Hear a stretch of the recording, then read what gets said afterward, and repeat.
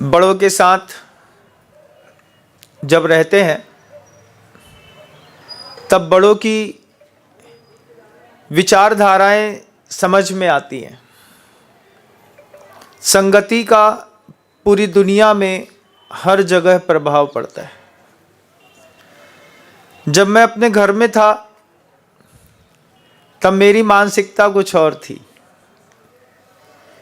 घर से बाहर निकला, गुरु जी के पास पहुंचा, दैव संयोग था। एक किसी अज्ञात पुण्य ने मुझे गुरु जी के पास तक ला करके खड़ा कर दिया।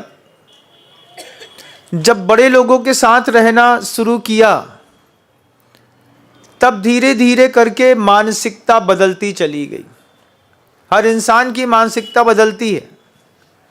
आज आप सब लोग गौर से जो मुझे सुन रहे हैं, ये बदली हुई मानसिकता के ही लोग हैं। अगर मानसिकता नहीं बदली होती तो दुकान और घर छोड़ करके यहाँ तक आकर के नहीं बैठते। बदली हुई मानसिकता का परिणाम गुरु की संगति, गुरु का सहवास, गुरु का सहयोग पास से ले लेना। आचार्य सिंह जी के पास जब मैं पहुंचा, पहुंच करके जब मैं उनकी कार्यशैली को देखता था, लगातार किस तरीके से वो जैन शासन के लिए उद्यम करते हैं, जब साथ में उनके रहना शुरू किया, फिर एक मानसिकता में बहुत जबरदस्त परिवर्तन आया। बाद में समझ में आया कि सुख के साधन विकास के साधन नहीं हो सकते। आपके घर के अंदर आप जितनी भी मेहनत करते हैं, ये सुख के साधनों के लिए करते हैं। अच्छा फ्रिज ले आए, टीवी ले आए, एक अच्छी लाड़ी ले आए, उसके लिए साड़ी ले आए, गाड़ी ले आए, मकान बना लिया, दुकान खोल ली। ये आपकी सुख के साधन तो हो सकते हैं, लेकिन ये आपके विकास का साधन नहीं है। आचार्य सिंह जी ने एक बार उदाहरण दिया हम लोगों को। गुरुदेव कहते हैं, जैसे फटी हुई जेब में पैसा नहीं टिकता, लाख कोशिश कर लेना।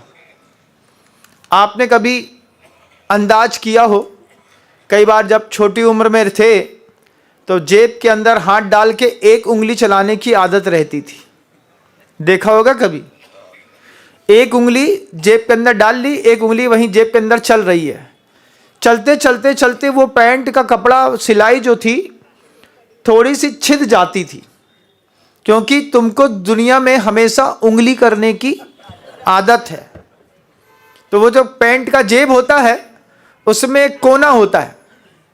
अब कुछ नहीं तो बैठे तो अपने उस कोने से उंगली निकालने की कोशिश, अपने ही पैंट में उंगली कर रहे, और करते करते उसमें छेद हो गया। छेद होने के बाद आप 1 रुपए का सिक्का रख लो, चरन्नी तो अब चलती नहीं, अठन्नी भी नहीं चलती, सीधे 1 रुपए का संबंध है आज की डेट में। पाई तो आपने देखी ही नहीं होगी।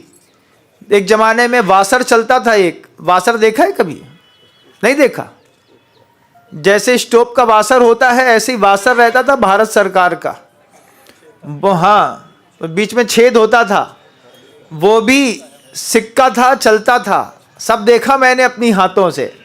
पंजी देखी, दस्सी देखी, बिस्सी देखी, अठन्नी देखी, चरन्नी देखी, 1 आना 2 आना देखा, सब देखा।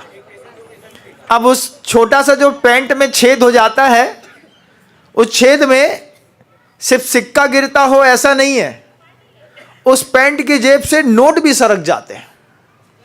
महाराज, नोट नहीं सरकता होगा, कभी रख के देखिएगा।